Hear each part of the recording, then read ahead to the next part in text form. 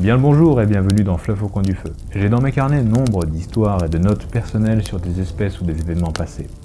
Aujourd'hui, j'ai décidé de tout vous raconter. Aujourd'hui dans mes notes, nous allons voir la création d'un Space Marine. Les Space Marines forment une force de combat flexible qui compte une infanterie fiable et robuste, une pléiade de chars et marcheurs de combat et une myriade de véhicules légers et de motos rapides. Les Space Marines sont la manifestation de la volonté de l'Empereur. Ils sont ces anges de la mort, descendent de leurs puissants vaisseaux pour purger la galaxie des ennemis de l'humanité. Depuis 10 000 ans, les chapitres Space Marines sont le bouclier de l'humanité contre les horreurs qui l'assaillent. Super soldats génétiquement modifiés, ils comptent parmi les plus grands guerriers ayant jamais existé. Ils sont plus forts, plus rapides et plus résistants que les humains qu'ils ont juré de protéger. Grâce au psycho-endoctrinement qu'ils suivent dès leur plus jeune âge, ils sont immunisés à la peur et leur loyauté est sans faille. Sur le champ de bataille, ce sont des guerriers implacables qui mettent tout en œuvre pour remporter des victoires impossibles pour des soldats ordinaires. À l'ère Indomitus, l'Imperium est plus que jamais attaqué de l'extérieur et de l'intérieur. Les Space Marines tiennent bon, affrontent l'ennemi de front, leur foi inébranlable en l'Imperium brûlant dans leur cœur. Ils sont les champions de l'humanité et ils ne connaissent pas la peur. La défaite est promise à l'adversaire car tant qu'un Space Marine se bat, l'espoir demeure toujours pour l'Imperium.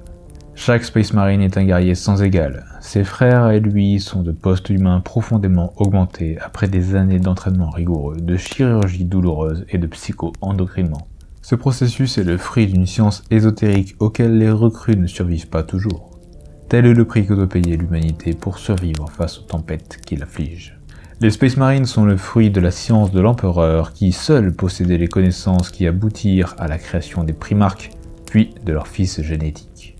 Ainsi, le processus alchimique qu'il inventa a permis à des générations entières de Space Marines de servir l'Imperium. Malgré les forces phénoménales, les conflits incessants qu'ils livrent prélèvent un lourd tribut chez les Space Marines. Pour éviter l'extinction, les chapitres doivent recruter constamment. Le processus de sélection est extrêmement varié car chaque chapitre emploie des méthodes uniques et parfois clandestines pour trouver de nouvelles recrues. Les aspirants sont invariablement jeunes car un corps trop mature pourrait rejeter les implants dérivés d'un matériau appelé génogerme dont ils ont besoin pour devenir des Space Marines. Tous les aspirants doivent réussir des épreuves difficiles, qu'il s'agisse de parcourir des grandes distances dans un environnement inhospitalier avec un minimum de vivres, de chasser de la mégafaune locale avec pour seule arme un bâton taillé en pointe, ou toute autre épreuve psychique ou mentale appropriée. Ceux qui échouent sans avoir la chance de succomber durant leurs épreuves sont transformés en serviteurs décérébrés. Pour ceux qui gagnent le droit de suivre l'entraînement, le périple pour devenir des Space Marines ne fait que commencer. En effet, être un Space Marine, c'est accepter d'endurer des souffrances et des cauchemars que les humains ordinaires ne sauraient imaginer. Et les recrues doivent s'y préparer physiquement, mentalement et spirituellement. Des années durant, les aspirants suivent un entraînement incroyablement difficile.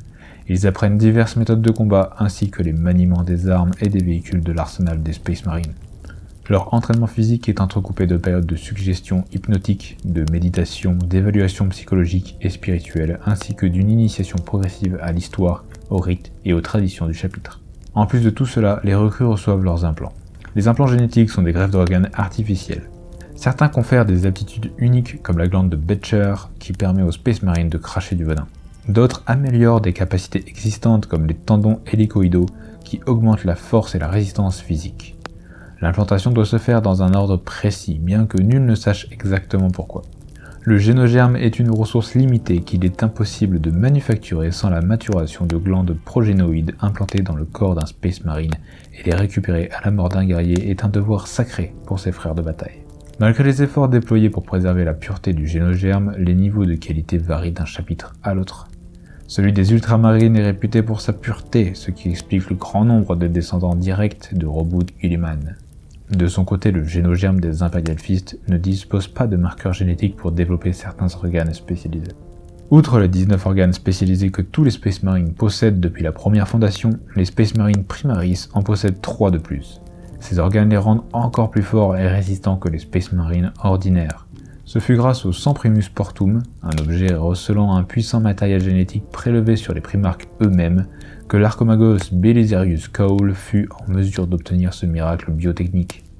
Lors de la fondation Ultima, des dizaines de milliers de Space Marines Primaris renforcèrent les chapitres amoindris ou en constituèrent de nouveaux. Depuis lors, nombre de chapitres ont employé cette technologie pour transformer leurs recrues en Space Marines Primaris. Néanmoins, l'avancée technologique la plus décisive fut le développement de procédés chirurgicaux permettant de greffer les 3 organes supplémentaires des Primaris à des Space Marines déjà arrivés à maturité. Ce fut sans doute Marneus Calgar, le maître de chapitre des Ultramarines, qui se plia le premier à cette procédure dangereuse nécessitant de nombreux jours de souffrance. D'autres ont depuis risqué leur vie de la sorte après été témoins des exploits des Primaris au combat.